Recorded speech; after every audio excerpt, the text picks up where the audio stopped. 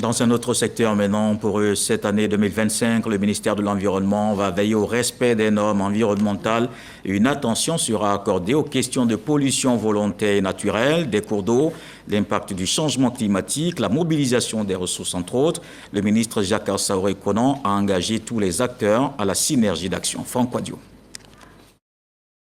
Après une année 2024 axée sur la visibilité de l'action gouvernementale, Jacques Conan Saoré, à la faveur de la rentrée solennelle 2025 du ministère de l'Environnement, indique à l'ensemble des structures sous tutelle la vision pour les 11 mois à venir, surtout que l'année écoulée. Nous avons fait adopter le projet de loi sur le changement climatique. Nous avons créé un comité pour réfléchir sur la mise en place d'un éco-organisme dans le cadre de la lutte contre la pollution plastique. Nous avons élaboré un portefeuille national de projets pour booster la mobilisation des ressources.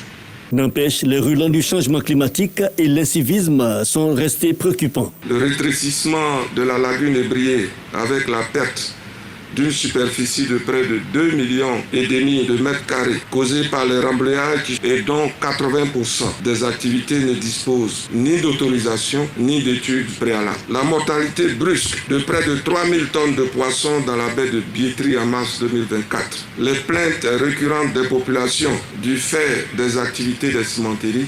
En clair, de nombreux défis à relever. C'est pourquoi j'ai décidé de placer cette nouvelle année sous le signe de la rigueur dans l'application de la réglementation environnementale, en choisissant comme thème de l'année le respect des normes environnementales. Le ministre en charge du développement durable appelle donc l'ensemble de ses collaborateurs à l'application des réformes en lien avec le nouveau code de l'environnement, un engagement pris par l'ensemble du secteur lors de cette rentrée solennelle dans le cadre boisé du Parc national du Banco.